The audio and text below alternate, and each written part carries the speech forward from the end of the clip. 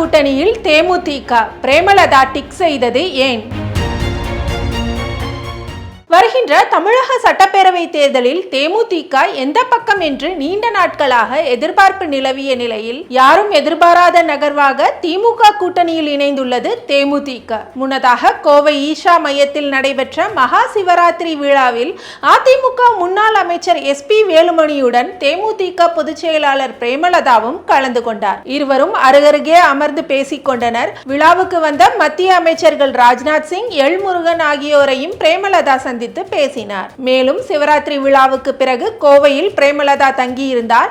அப்போது வேலுமணியை சந்தித்து பேசியதாகவும் தேசிய ஜனநாயக கூட்டணியில் அவர் இணைவது உறுதியாகிவிட்டதாகவும் செய்திகள் வெளியாகின. ஆனால் பிரேமலதா எதிர்பார்த்த டீல் அமையவில்லை என கூறப்படுகிறது. கோவை ஈஷா மைய மகா சிவராத்திரி விழாவுக்கு அழைக்கப்பட்டவர்கள் என்ற அடிப்படையில் நாங்கள் முதல் வரிசையில் அமர்ந்திருந்தோம்.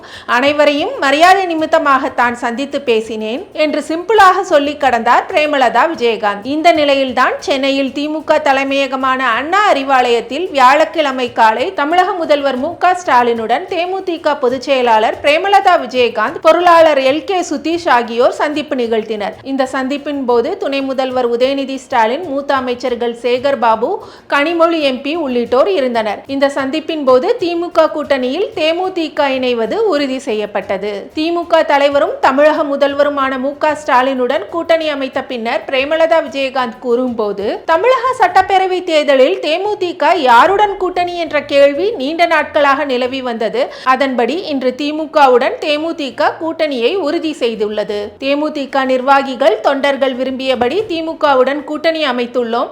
தேமுதிக முதன்முறையாக திமுகவுடன் கூட்டணி அமைத்துள்ளது. 2016லேயே இந்த கூட்டணி அமைந்திருக்க வேண்டும். பழம் நழுவி பாலில் விழும் என்று கருணாநிதி கூறியிருந்தார். ஆனால் அது இப்போது கேப்டன் இல்லாத போது தாமதமாக நடந்துள்ளது. மற்றபடி இந்த தேர்தலில் தேமுதிக எத்தனை தொகுதிகளில் போட்டியிடும், எந்தெந்த தொகுதிகளில் போட்டியிடும் போன்றவை எல்லாம் அண்ணன் ஸ்டாலின் அறிவிப்பார்.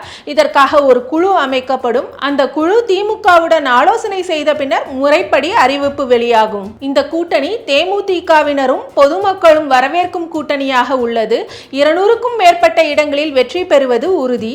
ராஜ்யசபா MP சீட் குறித்து எல்லாம் அண்ணன் ஸ்டாலின் உரிய நேரத்தில் அறிவிப்பார் என்றார். இதனிடையே முதல்வர் ஸ்டாலின் தனது எக்ஸ் தள பக்கத்தில் தலைவர் கலைஞர் மேல் மாறாத அன்பு கொண்டவரும் எனது அன்பு நண்பருமான கேப்டன் விஜயகாந்த் உருவாக்கிய தேசிய முற்போக்கு திராவிட கழகம் இன்று மதச்சார்பற்ற முற்போக்கு கூட்டணியில் இணைந்திருப்பது பெருமகிழ்ச்சி அளிக்கிறது. சகோதரர் கேப்டன் உருவாக்கிய இயக்கத்தை தற்போது திறமையாக வழிநடத்தி வரும் பொதுச் செயலாளர் அன்பு சகோதரி பிரேமலதா விஜயகாந்தையும் அக்கட்சியின் நிர்வாகிகளையும் வருக வருக என வரவேற்கிறேன். கருப்பு சிவப்பை கொடியில் தாங்கியிருக்கும் தங்களது நல்வரவு நல்லுறவு தொடர்ந்து தமிழ்நாட்டின் உயர்வுக்கு பங்களிக்கட்டும். திராவிட மாடல் ஆட்சி தொடரவும், தமிழ்நாடு அனைத்து வகையிலும் முன்னேறவும் இணைந்து பயணிப்போம், வெல்வோம் ஒன்றாக என்று குறிப்பிட்டுள்ளார். இந்த சூழலில் திமுக கூட்டணியில் 7 தொகுதிகள் வரையிலும் ஒரு ராஜ்யசபா சீட்டும் கேட்க தேமுதிக திட்டமிட்டுள்ளதாக தகவல்கள் தெரிவிக்கின்றன.